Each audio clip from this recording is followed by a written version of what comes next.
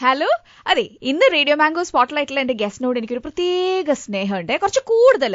എന്താന്ന് ചോദിച്ചാൽ, നമ്മളിപ്പോൾ ഏത് പ്രൊഫഷനിലാണെങ്കിലും ആ പ്രൊഫഷന്റെ ആദ്യകാലങ്ങളിൽ നടക്കുന്ന സംഭവങ്ങൾ, ആ പ്രൊഫഷനിൽ നമ്മൾ എസ്റ്റാബ്ലിഷ് ചെയ്യാൻ സഹായിക്കുന്നവര്, ഇവരൊന്നും ആരും മറക്കില്ലല്ലോ. അങ്ങനെ ഞാൻ എന്റെ ജീവിതത്തിൽ ആദ്യമായിട്ട് ഇന്റർവ്യൂ ചെയ്ത സിനിമാ താരം, വർഷങ്ങൾക്കിപ്പുറം ഏകദേശം അതുപോലെയൊക്കെ തന്നെ ഞാനിരിക്കുന്ന ചെയറിന്റെ ഇടത്തേ ഭാഗത്തുള്ള ചെയറിൽ അദ്ദേഹം ഇരിക്കുന്നുണ്ട്. രൂപത്തിലും ഭാവത്തിലും നല്ല വ്യത്യാസമുണ്ട് കേട്ടോ. ഇനി സംസാരത്തിലും ആറ്റിറ്റ്യൂഡിലൊക്കെ എന്തെങ്കിലും വ്യത്യാസം ഉണ്ടോ എന്ന് നോക്കട്ടെ. ഞാൻ ഇങ്ങനെ ശാലിനിയുടെ മുഖത്ത് നോക്കിയത്, കാരണം എവിടെ നിർത്തുക എന്ന് പറയാൻ പറ്റില്ല. നോൺ സ്റ്റോപ്പ് അല്ല, അത് എവിടെ ഒരു സാധാരണഗതിയിൽ ആളുകൾ നിർത്തുന്ന സ്ഥലത്തല്ല ശാലിനി നിർത്തണേ. അതുകൊണ്ട് ശരിക്കും എന്നാ പിന്നെ നമസ്കാരമുണ്ട്. റേഡിയോ മാംഗോ സ്പോട്ട്ലൈറ്റിൽ പതിവ് പോലെ തന്നെ ഞാൻ ഹാജർ വെച്ചിട്ടുണ്ട് ശാലിനി. ഇനി എന്റെ ഗസ്റ്റ് 2015 നാഷണൽ അവാർഡ് പ്രഖ്യാപിച്ചപ്പോഴേ മലയാള സിനിമയെ കൂടി ആ ചരിത്രത്തിന്റെ ഭാഗമാക്കിയ നടൻ, നാട്ടുകാരൊക്കെ സ്നേഹത്തോടുകൂടി ജയേട്ടാ എന്ന് വിളിക്കുന്ന Jayasurya. Welcome to my show. Thank you Shalini. എന്തെങ്കിലും മാറ്റങ്ങൾ ഇത്രയും വർഷം കൊണ്ട് ഉണ്ടായിട്ടുണ്ടോ? സ്വന്തമായിട്ട് പറയുന്നത് നല്ലത്, ഇപ്പൊ ഞാൻ കണ്ടുപിടിച്ച് കൊളാക്കുന്നതിനേക്കാളും. അയ്യോ, അങ്ങനെയൊക്കെ ചോദിച്ചാൽ എനിക്ക് അങ്ങനെ പറയാൻ പറ്റും. അത് നിങ്ങൾക്ക് അറിയാൻ പറ്റുള്ളൂ മാറ്റങ്ങൾ ഉണ്ടോന്ന്. എന്നാലും ഇത്ര വർഷമായില്ലേ, അപ്പൊ ഇത്ര വർഷം കൊണ്ട് കാഴ്ചയിലുണ്ടെന്ന് ഞാൻ പറഞ്ഞു. മുന്നേ താടിയൊന്നും ഉണ്ടായിരുന്നില്ല. ഞാൻ കുറെ വർഷങ്ങൾക്ക് മുമ്പേ കാണുമ്പോ ഞാൻ എന്ത് ചോദിക്കുമ്പോഴും അതിനൊക്കെ കൗണ്ടർ അടിക്കുന്ന ഒരു ജയസൂര്യാണ് എനിക്ക് അറിയണത്. ഇപ്പോഴും അതുപോലെ തന്നെ കൗണ്ടർ അടിക്കുമെന്ന് പറയണം, അനുസരിച്ച് വേണം എനിക്ക് പ്രിപ്പയർ ആയിട്ടിരിക്കാൻ. നിങ്ങൾ ചോദിക്കൂ എന്നെ ശാലിനി, നമുക്ക് നോക്കാലോ. ആളെ അറിഞ്ഞു വേണ്ടേ ചോദ്യം ചോദിക്കാനായിട്ട്? ആളെ അറിയാന്നല്ലേ കുറച്ച് മുമ്പ് പറഞ്ഞേ. അതൊക്കെ അതെ, നല്ല എന്തെങ്കിലും മാറ്റം ഉണ്ടെന്ന് അറിയണ്ടേ? കഴിഞ്ഞ കുറെ മാറ്റം മനസ്സിലാവുള്ളൂ. ഈ സാധാരണ നമ്മൾ കാണുന്ന ഒരു പ്രവണത കേട്ടോ, അവാർഡൊക്കെ കിട്ടി കഴിയുമ്പോൾ കുറച്ച് സീരിയസ് ആവുന്ന ആൾക്കാരെയാണ് നമ്മൾ കണ്ടുവരുന്നത്. അതേപോലെ തന്നെ സീരിയസ് ആണോ? അപ്പൊ സീരിയസ് അല്ല, ഞാൻ കുറച്ച് ലൈറ്റർ ആയിട്ട് എനിക്ക് തോന്നുന്നത്. എന്തിനാണ് സീരിയസ് ആവണേ? ഒരു കാര്യത്തിൽ ഞാൻ സീരിയസ് ആവാറേ ഇല്ല. ഞാൻ എല്ലാത്തിനും വളരെ ലൈറ്ററായിട്ട് കാണുന്ന ഒരാളാണ്. അതാണ് എന്റെ സുഖം. നമ്മള് സാധാരണ പറയേ, ഈ സെലിബ്രിറ്റീസ് സാമൂഹ്യ പ്രതിബദ്ധതയോടുകൂടി വേണം കാര്യങ്ങളിലെ തീരുമാനം എടുക്കാൻ, കാര്യങ്ങളെ സമീപിക്കാൻ. അങ്ങനെ ഇപ്പൊ മലയാള സിനിമയിൽ നോക്കുകയാണെങ്കിൽ പേഴ്സണലി ഞാൻ പറയണെങ്കിൽ ഒരാളെ ജനങ്ങളെ കാണുന്നുള്ളൂ, ആ ആളാണ് എന്റെ മുന്നിലിരിക്കുന്നത്. ശാലിനി, എന്റെ കയ്യിൽ ഇപ്പൊ തരാൻ ഒരു മൊബൈല് മാത്രമേ ഉള്ളൂ. അത് തന്നാലും മതി. പേഴ്സണലി മനഃപൂർവ്വം ഞാൻ എടുക്കാതിരുന്നാണ്. കാരണം ശാലിയുടെ ഷോ ഒരുപാട് ഞാൻ കേട്ടിട്ടുണ്ട്. തട്ടിപ്പ് തരികിടയൊക്കെ ഇവിടെ നടക്കുന്ന കാര്യം കേട്ടിട്ടുണ്ട്. തീർച്ചയായിട്ടും. അല്ല, പക്ഷെ സീരിയസ് ആയിട്ട് അല്ല, ശാലിനി എന്നൊക്കെ പറഞ്ഞ നമ്മുടെ കുടുംബത്തിലെ ഒരു ശബ്ദമാണ് കേട്ടോ, സ്ഥിരം കേൾക്കുന്ന ശബ്ദമല്ലേ. അപ്പൊ തിരിച്ച് സുഖിപ്പിച്ച് പറയാനൊക്കെ അറിയാം. എന്റെ അമ്മ. ശരി, ഇപ്പൊ തിയേറ്ററിൽ ഓടിക്കൊണ്ടിരിക്കുന്ന 2 പടങ്ങൾ, ഇടിയും പ്രേതവും. ഈ 2 പേര് കേട്ടാലും അറിയാം അത്ര തമാശയല്ല, ഇത്തിരി സീരിയസ് ആണ് ശരിക്കും. പക്ഷെ രണ്ടും ഭയങ്കര കോമഡി ഫിലിമാണെന്നുള്ളതാണ് ഇതിലെ ഏറ്റവും വലിയ കോമഡി. രണ്ടും പ്രേതം എന്നൊക്കെ പറയുന്നത് വെച്ചിട്ടുണ്ടെങ്കിൽ ഭയങ്കര ഭയപ്പെടുത്തുന്ന ത്രൂ ഔട്ട് അങ്ങനത്തെ ഒരു സിനിമയല്ല. ആദ്യം മുതൽ അവസാനം വരെ ചിരിക്കാൻ പറ്റുന്ന ഒരു സിനിമയാണ്. അതിനകത്ത് ഇങ്ങനത്തെ കുറച്ച് ഇൻസിഡൻസ് ഉണ്ട് എന്നുള്ളത് മാത്രമേ ഉള്ളൂ. ഇതുപോലെ തന്നെയാണ് ഇടിയും. നമ്മൾ ട്രെയിലറും കാര്യങ്ങളും കണ്ടു കഴിഞ്ഞപ്പോഴത്തേക്ക് എന്തോന്നടേ ഫുൾ ഇടിയും ബഹളമൊക്കെ ആയിരിക്കും. ഒന്നുമില്ല, അതിന്റെ ക്ലൈമാക്സിൽ മാത്രമേ ഒരു ഫൈറ്റുള്ളൂ. ശരി, ഇപ്പൊ സിനിമ ഇൻഡസ്ട്രിയിലൊക്കെ ഒരു കോമ്പറ്റീഷൻ വരുന്നത് 2 ലീഡിംഗ് ആക്ടേഴ്സിന്റെ പടം ഒരേ ദിവസം റിലീസ് ചെയ്യുന്നതാ. ഇതിപ്പോ ജയസൂര്യ വേഴ്സസ് ജയസൂര്യ എന്ന് പറയേണ്ടി വരും. എനിക്കിത് ഞാൻ തന്നെ പറയാം, അവന്റെ പടത്തിനിട്ട് എന്ന് പറയാൻ പറ്റില്ലല്ലോ. അതെ, എന്ന് വെച്ചാൽ നമ്മൾ നേരത്തെ പ്ലാൻ ചെയ്ത ഡേറ്റ് തന്നെയാണ് പ്രേതം. അപ്പൊ അതിനുശേഷം ഇടി എന്ന് പറയുന്നത് കുറച്ച് ലേറ്റ് ആയി ഇറങ്ങാനായിട്ട്. അപ്പൊ അതും വലിയ കമ്പനി തന്നെയാണ്. നമുക്ക് ഒരിക്കലും വിളിച്ചിട്ട് ഡേറ്റ് മാറ്റി വയ്ക്കും എന്നൊന്നും പറയാൻ പറ്റില്ല. അപ്പൊ അങ്ങനെയാണ് 2 പടവും ഒരുമിച്ച് സംഭവിച്ചത്. അവിടെ ടെൻഷൻ ഉണ്ട്? പിന്നെ ടെൻഷൻ ഒന്നുമില്ല, ഒരു മരവിപ്പ്, ഒരു സ്തംഭിച്ച അവസ്ഥ. അതായത് ടെൻഷൻ ഉണ്ടാവുന്നേ. എന്താണെങ്കിലും പടം റിലീസ് ആകാൻ പോകുന്നു എന്ന് പറയുമ്പോഴത്തേക്കും നമുക്ക് അതിന്റെ ഒരു ടെൻഷൻ ഉണ്ടാവുമല്ലോ. എന്തായാലും പടം ഒരേ സമയത്ത് റിലീസ്, ഷൂട്ടിംഗ് പോലൊക്കെ തന്നെയായിരുന്നു. ഉച്ചവരെ ഇടി, ഉച്ച കഴിഞ്ഞിട്ട് പ്രേതം, അങ്ങനെയായിരുന്നു. അപ്പൊ 2 ഗെറ്റപ്പല്ലേ? മിണ്ടായിരിക്കും, ഇങ്ങനെയൊക്കെ ചോദിക്കില്ലേ. 2 സമയത്തല്ലേ ഷൂട്ട് ചെയ്യാ. ആദ്യമായിട്ടാണ് ഒരു കുട്ടി എന്റെ മുഖത്തേക്ക് ഇതൊക്കെ 2 ഒരുമിച്ചാണോ ഷൂട്ട് ചെയ്തത്? പറയണ 2 സ്ഥലത്താണല്ലോ ഷൂട്ടിംഗ്. പിന്നെ ഒരെണ്ണം കാസർഗോഡാന്ന് എനിക്കറിയാം. കാസർഗോഡ് മംഗലാപുരത്തൊക്കെയാണ് ഷൂട്ട് ചെയ്തത് ഇടി എന്ന് പറഞ്ഞ സിനിമ. ഇടി എന്ന് പറയുന്ന സിനിമയ്ക്ക് ശേഷം ഞാൻ ഷാജഹാനും പരിക്കുട്ടി എന്ന് പറഞ്ഞ സിനിമ ചെയ്തത്. അതിനുശേഷമാണ് ഞാൻ പ്രേതം എന്ന് പറഞ്ഞ സിനിമ ചെയ്തത്. അപ്പൊ എന്നാലും ഏകദേശം ഒരേ സമയത്തൊക്കെ വരുമ്പോ ഈ ചില ആക്ടേഴ്സ് ഒക്കെ, മഹാനടന്മാരൊക്കെ പറയാറില്ലേ, ചില റോൾസ് ഒക്കെ ചെയ്ത് കഴിഞ്ഞാൽ അതിങ്ങനെ മനസ്സിൽ നിന്ന് ഇങ്ങനെ പോവാനായിട്ടുള്ള സമയമൊക്കെ എടുക്കുന്നു. അപ്പൊ ഈ പല ക്യാരക്ടേഴ്സ് ഒക്കെ ചെയ്യുമ്പോൾ വലിയ ബുദ്ധിമുട്ടല്ലേ? എല്ലാം കൂടി മഹാനടന്മാർക്കല്ലേ, എനിക്ക് ആ പ്രശ്നമില്ലല്ലോ.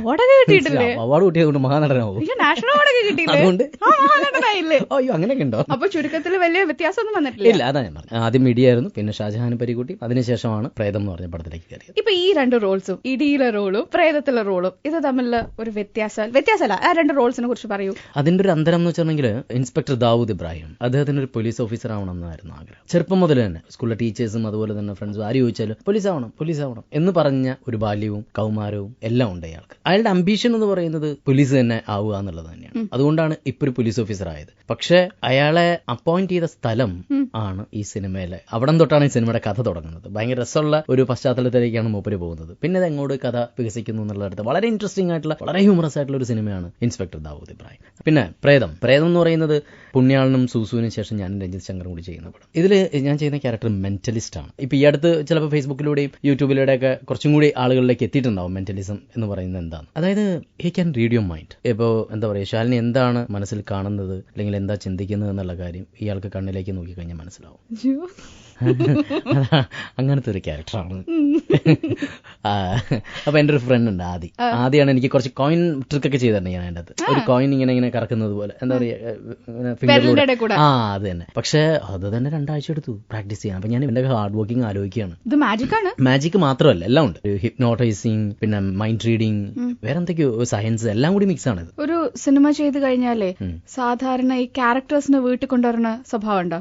കൊണ്ടുവരുന്നത് മനഃപൂർവ്വം കൊണ്ടുവരുന്നല്ല.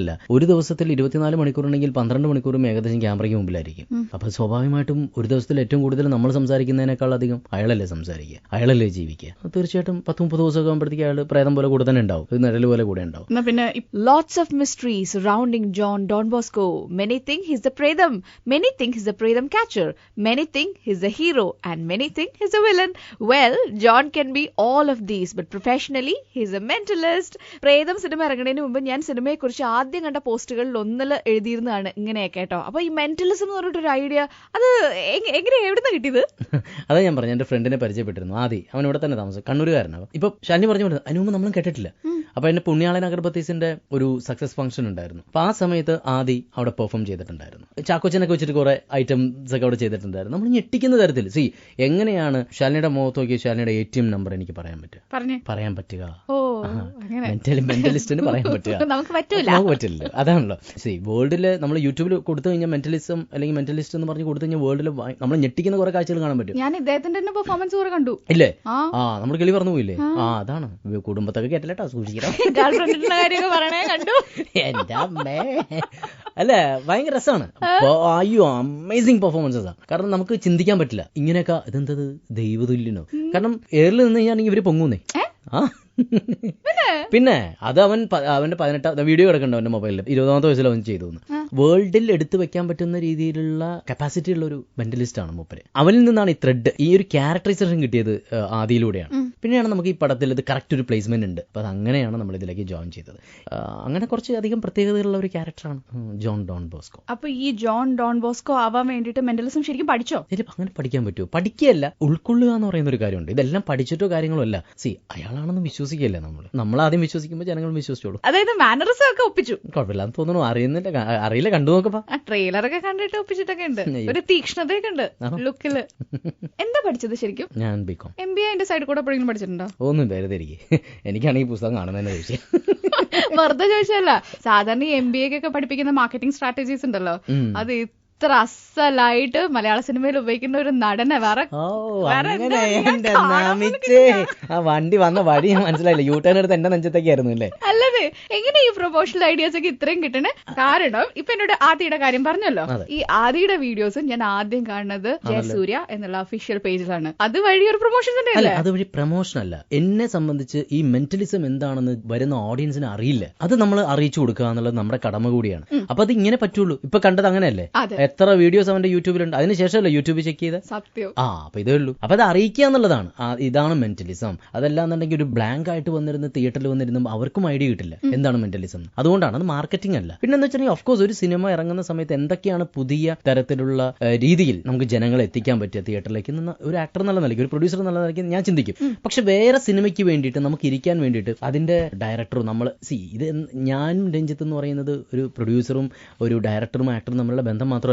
ഞങ്ങൾ ഫുൾ ടൈം ഇതിനെക്കുറിച്ച് സംസാരിക്കും. നമുക്ക് എങ്ങനെ ചെയ്യാം, എങ്ങനെ. അതുപോലെ നമുക്കൊരു ടാലി ആയിട്ടുള്ള ഒരാളെ കിട്ടിക്കഴിഞ്ഞാൽ നമുക്ക് എല്ലാ സിനിമയ്ക്കും നമുക്ക് ഇതുപോലെ മാർക്കറ്റ് ചെയ്യാൻ പറ്റും. പക്ഷെ ചിലപ്പോൾ ചിലർ ഈഗോ സമ്മതിക്കില്ല, അല്ലെങ്കിൽ അത് കുഴപ്പമില്ല എന്നുള്ള രീതിയിലൊക്കെ പറയാം. അപ്പൊ പിന്നെ ഞാൻ ആ ഭാഗത്തേക്ക് ശ്രദ്ധിക്കില്ല. നമ്മൾ പ്രേതത്തിനെ കുറിച്ച് കുറെ സംസാരിച്ചില്ല. ഇതിന്റെ കൂടെ തന്നെ ഇൻസ്പെക്ടർ ദാവൂദ് ഇബ്രാഹിം എന്ന് പറഞ്ഞ സിനിമ, ഇതിനെ കുറിച്ച് ഞാൻ അറിഞ്ഞാണ് ഈ പടം ഹിന്ദിയിലും മറാഠിയിലൊക്കെ 60 ലക്ഷത്തിന് ഡബിംഗ് റൈറ്റ്സ് വിറ്റുമെന്ന്. ശരിക്കും?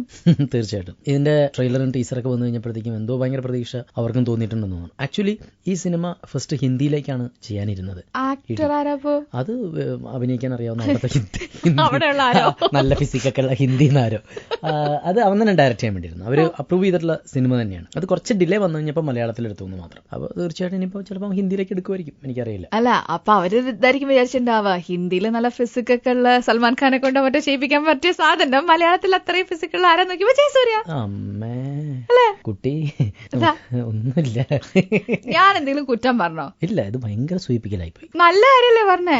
ഞാൻ വീണ്ടും വീണ്ടും പറയണു, ഒരു കറുത്ത ടീഷർട്ടും എടുത്തിട്ട് മസിലും പെരുപ്പിച്ചിട്ട് കുറെ നേരം ഇവിടെ ഇരിക്കാൻ തുടങ്ങിയിട്ട് ഒരു ദിവസം എത്ര നേരം ജിമ്മിൽ ചെലവഴിക്കും? 1 മണിക്കൂർ. അത്രേ ഉള്ളോ? പിന്നല്ലാതെ അത്ര മതി. ഇത് എന്തറിയോ, 80% ഫുഡാണ്, 20% ഉള്ളൂ ജിമ്മിനൊക്കെ സ്ഥാനം. അപ്പൊ ഈ ഭക്ഷണം എങ്ങനെ കൺട്രോൾ ചെയ്യാം? അതിന്റെ ക്വാണ്ടിറ്റിയാണ് പ്രശ്നം. നമ്മുടെ ക്വാണ്ടിറ്റി കൂടുതലല്ലേ, ശ്രദ്ധിച്ചല്ലേ? നമ്മുടെ ഡിന്നർ ആയിരിക്കും കൂടുതൽ എപ്പോഴും. സത്യം. കാരണം നമ്മൾ രാവിലെ തന്നെ എണീറ്റ് നമുക്ക് ഓഫീസിൽ പോകാനോ കാര്യങ്ങളൊക്കെ ഉണ്ടെങ്കിൽ നമ്മൾ പെട്ടെന്ന് കുറച്ച് കഴിക്കുള്ളൂ, ഉച്ചയ്ക്കും വളരെ കുറച്ച് കഴിക്കുള്ളൂ. ഏറ്റവും റിലാക്സ്ഡ് ആകുന്ന സമയം എന്ന് പറയുന്നത് രാത്രിയാണ്. ആ രാത്രി വളരെ സംസാരിച്ച് കണ്ണി കണ്ടതും അതും വറുത്തതും പൊരിച്ചതൊക്കെ എടുത്ത് കഴിച്ചു കഴിഞ്ഞിട്ടുണ്ടെങ്കിൽ തീർച്ചയായിട്ടും തടിക്കും. അതെ. പക്ഷെ ഇപ്പൊ ഞാൻ ജിമ്മിന് പോകുമ്പോഴത്തേക്കും എന്നെ ഇൻസ്പയർ ചെയ്യിക്കുന്നത് അവിടുത്തെ ബാക്കിയുള്ളവരാണ്. പല ജോലി എടുക്കുന്നവരാണ് അവിടെ വരുന്നവര്. അപ്പൊ ഞാൻ ആലോചിച്ചു, ദൈവം എന്റെ ജോലി സിനിമ, എന്റെ ടൂൾ എന്ന് പറയുന്നത് എന്റെ ശരീരമാണ്. അവർ ശ്രദ്ധിക്കുന്നതിന്റെ 4 പോലും ഞാൻ ശ്രദ്ധിക്കുന്നില്ല ഈശ്വരാന്നാണ്. കാരണം അവിടെ വരുന്ന അണ്ണന്മാരൊക്കെ കയ്യെ കാണണം. അത്രേ ഉള്ളൂ, ഒരു രക്ഷയില്ല. അവര് അതോ ഇതുമായിട്ട് യാതൊരു IT മേഖലയിലും കാര്യങ്ങളിലൊക്കെ ഉള്ളവരാണ്. അപ്പൊ അവരുടെ മുന്നിൽ നിന്ന് നമ്മുടെ ഹാർഡ് വർക്ക് ഒന്നുമല്ല എന്ന് എനിക്ക് തോന്നിയിട്ടുണ്ട്. എന്റെ കൂടെ പഠിച്ച ചിലവരെ കാണുമ്പോൾ തന്നെ എന്തോന്നുള്ളത്, ഇത് തടിച്ച് ഭയങ്കര പ്രായമായി എന്ന് നമുക്ക് പറയില്ലേ. ശരിക്കും ഭക്ഷണവും വർക്കൗട്ടും ശ്രദ്ധിച്ചു കഴിഞ്ഞാൽ എന്നും യങ്ങായിട്ടിരിക്കാൻ പറ്റും. മമ്മൂക്കനെ കണ്ടിട്ടില്ലേ, ഏറ്റവും വലിയ ഉദാഹരണമല്ല അങ്ങേര്.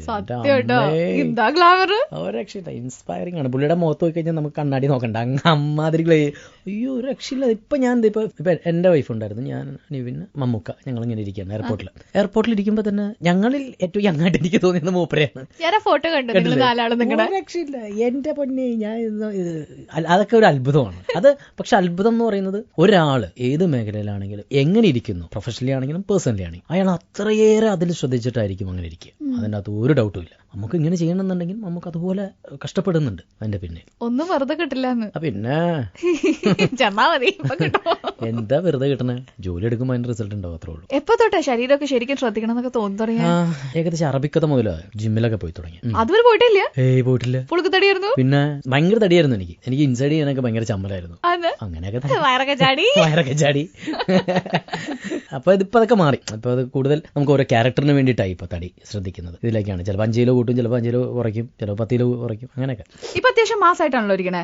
ഇപ്പൊ പെട്ടെന്ന് അപ്പോത്തിക്കിരി പോലൊരു ക്യാരക്ടറൊക്കെ വന്നു കഴിഞ്ഞാൽ എത്ര നാളുകൊണ്ട് ആ ഒരു കോലത്തിലേക്കൊക്കെ ആക്കിയെടുക്കാം? Maximum 30 days. ഫ്ലെക്സിബിൾ ആയോ ഇപ്പൊ ബോഡി? ഇപ്പൊ അറിയാം. അതിന് ഭക്ഷണം ചിലപ്പോഴേ ചെല്ലുള്ളൂന്നും ചിലപ്പോൾ കൂടുതൽ കിട്ടും എന്നൊക്കെ ശരീരത്തിന് അറിയാം. ഒരു 30 days കൊണ്ട് എങ്ങനെ മാറും? എത്ര കിലോ ഒക്കെ കുറയ്ക്കാം? 10-12 കിലോ വരെ കുറയ്ക്കാം. ഭക്ഷണം കഴിക്കൂലേ? ഭക്ഷണം കഴിക്കും, പക്ഷെ വളരെ ലിമിറ്റ് ചെയ്തിട്ടായിരിക്കും. വർക്കൗട്ടും അതിനനുസരിച്ച് മാറും. അപ്പൊ 10-12 കിലോ വരെ പോകും. ഇപ്പൊ എന്റെ മുന്നിൽ അത്യാവശ്യം കട്ട ജിമ്മനായിട്ടാണല്ലോ ഇരിക്കുന്നത്. ഇത് ഏതെങ്കിലും സിനിമയ്ക്ക് വേണ്ടിയിട്ടാണോ? അല്ല, ഇതിപ്പോ പ്രേതവും ഇടിക്കൊക്കെ വേണ്ടിയിട്ടായിരുന്നു. ഇനിയിപ്പോ ഇതിപ്പോ കുറച്ചുകൊണ്ടിരിക്കുക. കാര്യമായിട്ട് കുറയ്ക്കേണ്ട കാര്യമില്ല. സിദ്ദിഖിയുടെ പടം അടുത്തത് ഫുക്രി എന്ന പടത്തിന്റെ പേര്. അപ്പൊ അത് കുറച്ച് ലീനാവേണ്ട കാര്യമൊന്നുമില്ല, ഉള്ളതൊന്നും മെയിൻറ്റെയിൻ ചെയ്തിട്ട് പോകും. ഓരോ സിനിമയുടെ കഥ കേൾക്കുമ്പോഴും ഒരാളിരുന്ന് മുട്ടിപ്പായിട്ട് പ്രാർത്ഥിക്കണ്ടാവേ, അതായത് സ്വന്തം തലമുടി. എന്റെ അമ്മ. കാരണം ഓരോ റോള് ചെയ്യുമ്പോഴും പുള്ളിക്കാണല്ലോ സമാധാനക്കേട്. ഈ ക്രിസ്മസ് ആയാലും ഓണായാലും കൊഴുക്കി കിടക്കുന്നില്ല എന്ന് പറഞ്ഞ പോലെ ജയസൂര്യ ഏത് സിനിമ സെലക്ട് ചെയ്താലും തലമുടിക്കാണ് കഷ്ടകാലം. ഇപ്പൊ പ്രയത്നം അതുപോലെ തന്നെയല്ലേ? തീർച്ചയായിട്ടും. ഞാൻ കേട്ടിട്ടുണ്ട് സ്വന്തം ഐഡിയ ആയിരുന്നു തലമുടി എന്നാ പിന്നെ ഷേവ് ചെയ്ത് കളഞ്ഞേക്കാന്നാണ്. പിന്നെ എന്താ പറയുക, അപ്പിയറൻസിന്റെ കാര്യത്തിൽ ഡയറക്ടറൊന്നും ചിലപ്പോൾ ഇടപെടില്ല. നമ്മൾ കൂടുതൽ ജോലി ചെയ്യുന്നതിന്റെ പേരിൽ ആളുകൾ ആ കാര്യത്തിൽ നമുക്ക് ഫ്രീഡം തന്നിട്ടുണ്ട്. പ്രേതം എന്ന് പറയുന്ന സിനിമ ജോൺ ഡോൺ ബോസ്കോനെ കുറിച്ച് പറയുമ്പോൾ എനിക്ക് ഈ രൂപത്തിലല്ലാതെ അയാളെ വേറെ രൂപത്തിൽ കാണാൻ പറ്റിയിരുന്നില്ല എന്നുള്ളതാണ് സത്യം. ഞാൻ രഞ്ജിത്തിന്റെ അടുത്ത് പറഞ്ഞു, രഞ്ജിത്ത് നമുക്കൊരു കാര്യം ചെയ്യാം, മുട്ടയടിക്കാം, താടി മീശയും വെക്കാം. അത് നന്നായിരിക്കും, നല്ല വൃത്തികേടായിരിക്കും ഒന്ന് പ്രോത്സാഹനം മൂപ്പര് തന്നു. ഞാൻ പറഞ്ഞു എന്തുപറ്റി, ഭയങ്കര ബോറായിരിക്കും, മനുഷ്യൻ നിങ്ങൾക്ക് വല്ല പ്രാന്നുണ്ടോ എന്ന് പറഞ്ഞു. അങ്ങനെ ഞാൻ അവളുടെ അടുത്ത് പറഞ്ഞു, സരിതയുടെ അടുത്ത് പറഞ്ഞു, നമുക്ക് താടി മീശയും വെക്കാം, മുടി പഠിക്കാം. നല്ല നല്ല ബോറായിരിക്കും. രഞ്ജിത്ത് പറഞ്ഞ പോലെ തന്നെ നല്ല ബോറായിരിക്കും. നിങ്ങൾ എന്ത് വെറുതെ ചെയ്യാൻ വേണ്ടി ചെയ്യരുത്. ഞാൻ പറഞ്ഞു ചെയ്യാൻ വേണ്ടി ചെയ്യുന്നതല്ല, എന്റെ മനസ്സിലൊരു രൂപമുണ്ട്, അത് നിങ്ങൾക്ക് ചിലപ്പോൾ മനസ്സിലാവില്ല. ചെയ്ത് കഴിയുമ്പോൾ നിങ്ങൾക്ക് അത് മനസ്സിലാവുള്ളൂ. എനിക്ക് ആ രൂപമല്ലാതെ വേറൊരു രൂപം മനസ്സിലാക്കിയല്ല, ഇതാണ് എന്റെ ശരി. അപ്പോൾ ഷൂട്ടിംഗ് തുടങ്ങി 2 ദിവസം കഴിഞ്ഞ് ജോയിൻ ചെയ്യണം. ഞാൻ ലൊക്കേഷനിൽ ചെന്നു. ഞാൻ പറഞ്ഞു, രഞ്ജിത്ത് നമുക്ക് മുടി ഷേവ് ചെയ്യാം. എന്തായാലും ഷൂട്ട് ചെയ്തോ, ചിലപ്പോൾ ബോറാണെന്നുണ്ടെങ്കിൽ നമുക്ക് വിടാം. കാരണം എന്തായാലും ഈ പറഞ്ഞ പോലെ ഫസ്റ്റ് ഒരു പ്രൊമോഷൻ പോലെ നമുക്ക് കിട്ടുകയും ചെയ്യും. അങ്ങനെ അത് ഷൂട്ട് ചെയ്തു. അയാൾ അവിടെ നെഞ്ചത്ത് തീയായിട്ടിരിക്കുന്നുണ്ട്. കാരണം 2 ദിവസം കഴിഞ്ഞ ഷൂട്ടിംഗ് എന്റെ പാർട്ട് എടുക്കല്ലേ, വിഗ് വെച്ച് ഇറങ്ങണ്ടേ. അപ്പോൾ അത് എങ്ങനെ വരും എന്ന് എനിക്കും അറിയില്ല. ഞാൻ ഈ പറഞ്ഞ പോലെ രണ്ടും കൽപ്പിച്ച് ഷേവ് ചെയ്തു. സംഭവം കുഴപ്പമില്ല. ഇതുപോലെ തന്നെയായിരുന്നു ആടും ഈ കൊമ്പം മീശയും കാര്യങ്ങളും ഇതെല്ലാം വെച്ചിട്ട്. അപ്പൊ ഏത് റോളും വന്നിട്ട് ഇപ്പൊ സംവിധായകൻ പറയാണ് ഇതാണ് ക്യാരക്ടർ എന്ന് പറയുമ്പോൾ ഉടനെ തന്നെ മനസ്സിലൊരു രൂപം കൂടി വരുമോ? എത്ര നാളെ ഇങ്ങനെ തുടങ്ങിയിട്ട്? അത് കുറച്ച് നാളായ ദിവസം തുടങ്ങിയിട്ട്. അത് വരും, എനിക്കറിയില്ല, അതങ്ങനെ വരും. കാരണം പയ്യൻസ് എന്ന സിനിമയിൽ അപ്പ തൊട്ടേ ഉണ്ടല്ലോ ഈ മുടിയിലിട്ട് കാണിക്കണോ. ഇതൊക്കെ അപ്പനപ്പന ഐഡിയ? അപ്പന്റെ അല്ല, എന്റെ അപ്പനപ്പന ഹിന്ദി ആയിരുന്നു. ഞാൻ അറിഞ്ഞില്ലായിരുന്നു. അപ്പൊ ഏതെങ്കിലും പുതിയ ക്യാരക്ടേഴ്സ് ഒക്കെ കിട്ടുമ്പോ ആരോടാ കൂടുതൽ കൺസൾട്ട് ചെയ്യാ, രൂപത്തിന്റെ കാര്യത്തിലും ഭാവത്തിന്റെ കാര്യത്തിലൊക്കെ? ഇല്ല, ഞാൻ ആരോടും അങ്ങനെ കൺസൾട്ട് ചെയ്യാറില്ല. വേറെ ഒന്നും കൊണ്ടല്ല, കൺസൾട്ട് ചെയ്തിട്ട് കാര്യമില്ല. കാരണം അത് അവർക്ക് മനസ്സിലാവില്ല. ഇപ്പൊ യോബിന്റെ പുസ്തകം, അതിനകത്തൊരു സ്വർണ്ണപ്പല്ലും കാര്യങ്ങളൊക്കെ ഉണ്ട്. കഥ പറഞ്ഞു കഴിഞ്ഞാൽ എനിക്ക് അയാളുടെ അങ്ങനെ രൂപത്തിലാണ് കാണാൻ പറ്റിയത്. നമ്മുടെ ഒരു ഫ്രണ്ട് ഉണ്ട്, ഡെന്റിസ്റ്റ് ആയിരുന്നു. മുപ്പരുടെ അടുത്ത് പോയി ഞാൻ പല്ലും കാര്യങ്ങളൊക്കെ ചെയ്ത് അത് കഴിഞ്ഞിട്ടാണ് ഞാൻ വീട്ടിൽ കൊണ്ട് കാണിച്ചത്. നോക്കിയിരിക്കുന്നത് അതിന് മുമ്പ് പറഞ്ഞാൽ അത് എന്തിനാ അങ്ങനെയൊക്കെ എന്ന് ചോദിക്കും. ചിലപ്പോൾ അവർ മനസ്സിലാവില്ല. അതുകൊണ്ടാണ് എന്തിനാ അതിലും ചെയ്ത് കാണിച്ചു കൊടുക്കുമ്പോഴത്തേക്കും അയ്യോ ഭയങ്കര രസമുണ്ടല്ലോ എന്ന് പറഞ്ഞു. വീട്ടിലിരിക്കേണ്ട വേണമായിരുന്നു. വിറ്റ കാശ് കിട്ടും. ടൈറ്റ് വരുമ്പോൾ എനിക്ക് അറിയില്ല, വിറ്റ് നോക്കണം. അറിയില്ല, വേണോ ഗിഫ്റ്റായിട്ട്? 1 മാസം വെച്ചിട്ടുള്ളൂ. അത് കഴിഞ്ഞപ്പോഴത്തേക്കും യുവന്റെ പുസ്തകത്തിന്റെ ലൊക്കേഷനിൽ ചെന്ന് കോസ്റ്റ്യൂംസും കാര്യങ്ങളൊക്കെ തന്നു. അപ്പോൾ ഞാൻ മിണ്ടിയില്ല, അമലിന്റെ അടുത്ത് പറഞ്ഞില്ല. അത് കഴിഞ്ഞ് ഞാൻ ഇതിങ്ങനെ വെച്ചിട്ട് നോക്കി ചിരിച്ചു. ചേച്ചി മച്ചാനെ കൊള്ളാലോ മച്ചാനെ, ഇതെന്താ സംഭവം, വരച്ചു വല്ലോണോ? ഞാൻ പറഞ്ഞു ഉന്തം സ്വർണ്ണപ്പല്ല. നോക്കിയിട്ട് അയ്യോ ഇത് പൊളിച്ചിട്ടുണ്ട്. അത് വരാൻ കാരണം എന്ന് വെച്ചാൽ പഴയ കാലത്ത് ഒരു സ്റ്റൈൽ സ്റ്റേറ്റ്മെന്റ് ആണ്. അത്യാവശ്യം റിച്ച് ആയിട്ടുള്ളവർക്ക് ഉണ്ടാവും. അപ്പൊ അത് അങ്ങനെയാണ് അത് ചെയ്തത്. റിസർച്ച് ഒക്കെ നടത്തുവോ അതോ ഓൾ ഓഫ് എ സഡൻ ടിങ് പെട്ടെന്ന് ഐഡിയ വരും? അങ്ങനെയൊന്നുമില്ല, എന്തെങ്കിലുമൊക്കെ തരത്തിലുള്ള റിസർച്ചും കാര്യങ്ങളൊക്കെ ഉണ്ടാവും. എങ്ങനെയാണെന്ന് എനിക്കറിയില്ല പ്രോസസ്സിലേക്ക് പോകുന്നത്. ഇടിയിൽ എന്ത് റിസർച്ച് നടത്തിയിരിക്കണേ? ഇടിയിൽ എന്ന് പറയുന്നത് ഫിസിക്കലി കുറച്ച് മാറ്റിയിട്ടുണ്ട്. ജിം പാറ്റേണും കാര്യങ്ങളും അല്ലെങ്കിൽ ഫുഡ് ഹാബിറ്റും കാര്യങ്ങളൊക്കെ ഒന്ന് മാറ്റും. അപ്പൊ അങ്ങനെയുള്ളൂ, അതിനകത്ത് വേറെ കാര്യങ്ങളൊന്നും ഇല്ലല്ലോ. ജസ്റ്റ് ഒന്ന് മീശ ഒന്ന് പിരിച്ചാൽ പോരെ. പോലീസ് ആണല്ലോ. അതെ. അല്ല അതിന്റെ ബാക്കിയായിട്ടാണോ ഈ കട്ടയ്ക്ക് മസിലൊക്കെ വെച്ചിട്ട് ജിമ്മിൽ പോകുമ്പോൾ ഇതൊക്കെ വരും എന്നാണ് എന്റെ വിശ്വാസം. 1076 എന്തിനാ നുണ പറയുന്നത്? അറിയില്ല, വെയിറ്റിലൊക്കെ നുണ പറയോ നിങ്ങൾ? പെണ്ണുങ്ങള് പ്രായം നുണ പറയണ പോലെ. ഞാൻ നുണന്ന് പറയാറില്ല. എന്നാ എത്ര വയസ്സായി? മനസ്സിലായല്ലോ, അതാണ് ഞാൻ പറഞ്ഞത്. ഞാൻ സത്യസന്ധമായിട്ട് പറഞ്ഞില്ലേ? വെള്ളം കുടിച്ചോളൂ. വേണ്ട, കുടിച്ചോളൂ. മാഡത്തിനല്ല ഇപ്പൊ ആവശ്യം. സ്പോട്ട്ലൈറ്റിൽ ഗസ്റ്റ് ആയിട്ട് ആര് വരുമ്പോഴും എനിക്ക് കൊടുക്കാൻ ഇഷ്ടപ്പെട്ട ഒരു റൗണ്ട് ഉണ്ട്. റൗണ്ടിന്റെ പേര് ഷൂട്ട് ഔട്ട് അറ്റ് സ്പോട്ട്ലൈറ്റ്. പേടിക്കൊന്നും വേണ്ട, ജമ്മന്റെ പേരുണ്ടെന്നേ ഉള്ളൂ. ചോദ്യങ്ങളൊക്കെ ഞാൻ സ്വന്തമായിട്ട് കണ്ടുപിടിച്ച ചോദ്യങ്ങളാ. അപ്പൊ പിന്നെ എന്താണെങ്കിലും നമുക്ക് അതിന്റെ സ്റ്റാൻഡേർഡ് അളക്കാവുന്നതല്ലേ. ശരി, ഇനി ഞാൻ ചിരിക്കില്ല കേട്ടോ. അല്ല ചിരിച്ചോളൂ, പ്രേതം സിനിമയല്ലേ, ചിരിച്ചോളൂ. ഇങ്ങനെയല്ലേ ചിരിക്കെപ്പോഴും? ഈ പ്രോഗ്രാമിലെ രാത്രി 12 മണിക്ക് ടെലികാസ്റ്റ് ചെയ്യണമെങ്കിലല്ല. ദൈവം, ഇതെന്തത്? ചിരിക്കില്ല. ആദ്യത്തെ ചോദ്യം, ജീവിതത്തില് ഏറ്റവും കൂടുതൽ പേടിക്കുന്ന അല്ലെങ്കിൽ ടെൻഷൻ അടിക്കുന്നത്? പ്രേതം, പ്രത്യേക പരാമർശം പ്രിയതമയോ? ഭാര്യ. ഇല്ല, ഞാൻ ഒന്നാമത്തെ കാര്യം ഞാൻ ഒന്നിലും ടെൻഷൻ ആവാറില്ല എന്നുള്ളതാണ്. എന്തെങ്കിലും ഉണ്ടെങ്കിൽ തന്നെ ഒരു മാക്സിമം ഒരു 5-10 മിനിറ്റ് അതിനുള്ളിൽ അത് തീരും. അപ്പൊ പ്രേതമാണെങ്കിലും ഒന്നും എന്നെ ടെൻഷൻ അടിപ്പിക്കാറില്ല. പ്രിയതമയോ? അല്ല, പ്രിയതമ ഈ പറഞ്ഞതുപോലെ എനിക്ക് ടെൻഷൻ തരാത്തൊരു ഭാര്യയാണ് എന്റെ കൂടെ ജീവിക്കുന്നത് എന്നുള്ളതാണ് ഏറ്റവും വലിയ സത്യം. എത്ര വർഷം ജീവിക്കാൻ തുടങ്ങിയിട്ട്? 10-12 കൊല്ലമായില്ലേ. പാവം, ഞാനേ ടെൻഷൻ കൊടുക്കാറില്ല, എനിക്ക് ടെൻഷൻ തരാറില്ല. ശരി, ജയസൂര്യയുടെ ലൈഫില് മെന്റലിസ്റ്റ് ആരാ കംപ്ലീറ്റ് കളത്തരം കണ്ടുപിടിക്കുന്നത്? എന്റെ ഭാര്യ തന്നെ ആയിരിക്കും. കാരണം അത് അങ്ങനെയല്ലേ, ഒരുമിച്ച് ജീവിക്കുമ്പോഴത്തേക്കും നമ്മുടെ ഓരോ ശ്വാസത്തിന്റെ അർത്ഥവും അവർക്ക് മനസ്സിലാവില്ലേ. അപ്പൊ അവിടെ തന്നെ ആയിരിക്കും. നല്ല ആണോ അല്ലോ എന്ന് ഞാൻ ചോദിച്ചു. അത് സംശയമില്ലല്ലോ, അത് തന്നെ കണ്ടുപിടിച്ചിട്ടുണ്ട്. അങ്ങനെ കണ്ടുപിടിച്ച ഏറ്റവും വലിയ കളത്തരം എന്താ? നമുക്ക് അടുത്ത ചോദ്യം ചോദിച്ചാൽ എന്ത് കുട്ടി ഇങ്ങനെയൊക്കെ ഒരു ക്യൂരിയോസിറ്റി ഉണ്ടാവില്ല ഒരു നടനൊക്കെ വന്നിരിക്കുമ്പോ. ഞാൻ പറയാം. ഞാനല്ല ആദ്യം ചോദിച്ചത്. പിന്നെ പറയാം, മൈക്ക് ഓഫ് ചെയ്തിട്ട്. അതാണ് നല്ല ആർക്കാ കള്ളത്തരം ഇല്ലാത്ത? അല്ല, പറഞ്ഞതേ ഉള്ളൂ. നമ്മൾ ഈ സെലിബ്രിറ്റീസിന്റെ കള്ളത്തരം നാട്ടുകാരോട് പറയുമ്പോൾ ഒരു പ്രത്യേക ചാരിതാർത്ഥ്യം മെയ്പ്പെട്ടിരിക്കണം എനിക്കും കാണുമല്ലോ. അതിനെ കുറ്റം മറിച്ചതെന്നാ പറയാ. അങ്ങനെ അടുത്ത ചോദ്യത്തിലേക്ക് കിടക്കാം.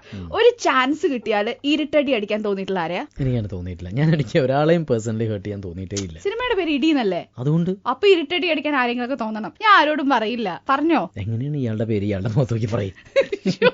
ഈ ഷോ കഴിയുമ്പോഴേക്കും ഇരുട്ടടി എനിക്കായിരിക്കും കിട്ടാവാണ് ഞാൻ സൂക്ഷിക്കുന്നത്. അടുത്ത ചോദ്യം, ഇൻഡസ്ട്രിയിലെ ഇടിവീരന്മാരൊക്കെ, അതായത് ഒന്ന് പറഞ്ഞാൽ രണ്ടാമത്തേന് കയ്യൊക്കെ കാണിക്കുന്ന? അയ്യോ, മണിച്ചേട്ടനായിരുന്നു.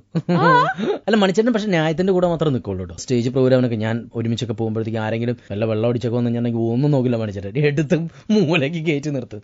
ചിലവർ അങ്ങനെയാണല്ലോ, ഷോർട്ട് ടെമ്പേർഡ് ആയിരിക്കും. അപ്പൊ മണിച്ചേട്ടൻ അങ്ങനെയാണ്. ജയസൂര്യ ബെസ്റ്റ് ആവുന്നത് റേറ്റ് ചെയ്താൽ മതി കേട്ടോ. ഡാൻസിലാണോ, പാട്ടിലാണോ, മിമിക്രിയിലാണോ, ആക്ടിംഗിലാണോ? തമ്മിൽ ഭേദം തൊമ്മനൊക്കെ പറയില്ലേ, അങ്ങനെ? അഭിനയത്തിലായിരിക്കും. രണ്ടാമത് പിന്നെന്തൊക്കെ ചെയ്തിട്ടില്ല? ഡാൻസ്, പാട്ട്, ആക്ടിംഗ്, മിമിക്രി. എന്നാ പിന്നെ ആദ്യം മിമിക്രി ആയിരിക്കും.